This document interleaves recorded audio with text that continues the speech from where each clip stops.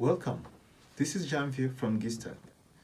We're going to build a backend application with Node, Express, and MongoDB. And then we're going to test the application with Jest. For those who don't know, Jest is a JavaScript testing framework. So let's get started. So before we get started, let's first see the course structure. This is going to be the series playlist. The first video we're going to set up the application. The second video we're going to implement the rest of the functionality. And then we're going to start the testing, starting by Jest configuration, Jest assertion, using matches, super tests, global function, testing asynchronous code, and mocking function. Project going to be the simple blog application. We're going to have a blogs and users. And resources, we have blog and the repository code. The links can be found in that video description. Make sure you have Node.js installed on your computer. Also make sure you have MongoDB installed on your computer, or maybe use MongoDB Atlas. And also you need to have Postman. We're going to use Postman to test our application. So next thing, let's open the terminal.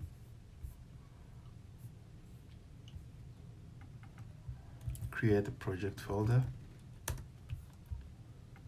and navigate to the project. Initialize the application.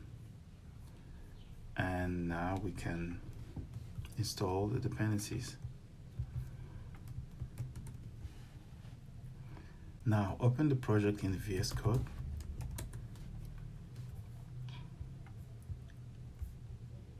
Let's resize the window. If I open the package.json, you will see all the dependencies have been installed.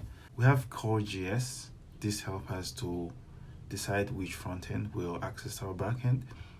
We have .env, which stored environment variables from the .env file.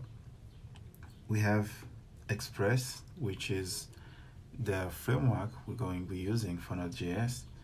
We have Express Validator, which is a middleware that we'll be using for validation. We have a MongoDB, which is the official MongoDB driven for Node.js. We have Mongoose, which is the MongoDB object modeling designed to work in a synchronous environment. We have Morgan, which the HTTP logger middleware for Node.js. So now let's open the terminal and install one more dependency, which is Nodemon.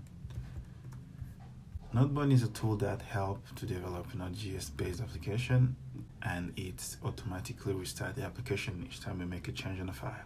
So next, let's create a server. Server.js. And we're going to import the dependencies, and we're going to initialize the .env. So initialize the backend application, Express. We're going to get the port from the .env file, or use the default of 8000. Let's use cores. We're also going to use body parser. And now we're going to implement a simple route that will return Express testing. And let's start the application. So this is how you implement a server, and we're going to listen to the port that will come from the .env file. And next step, we're going to create the .env file.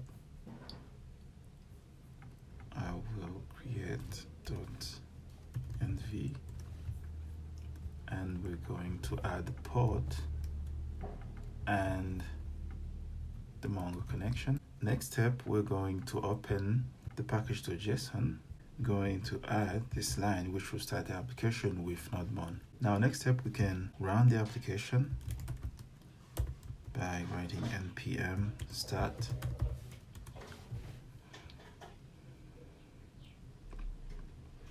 Now our application is running on port 8000. Now let's test the application by writing http localhost 8000. Now you can see we're getting back the express testing. So next, let's create the project structure.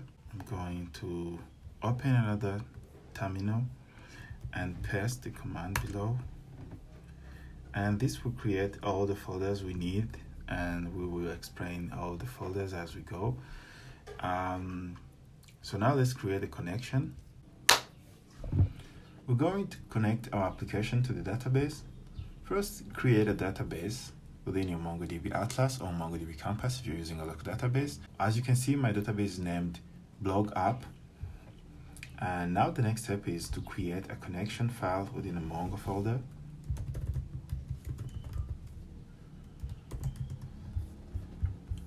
And we're going to import Mongoose,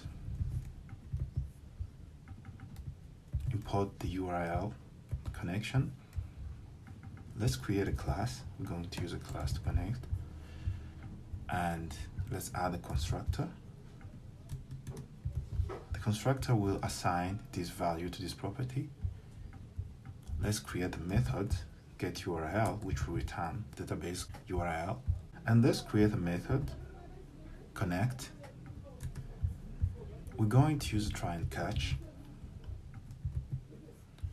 And we're going to use mongoose.connect within try, and we're going to catch any error that we might get, which means we're going to return failed connect. Let's also add a disconnect method.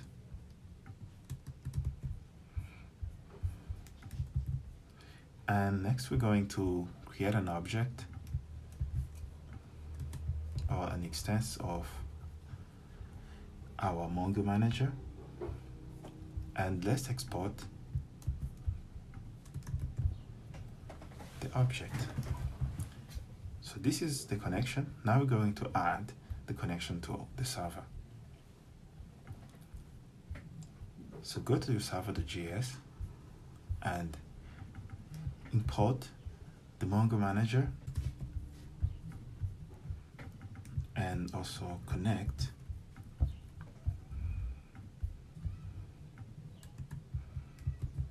using Mongo manager, the connect method we created.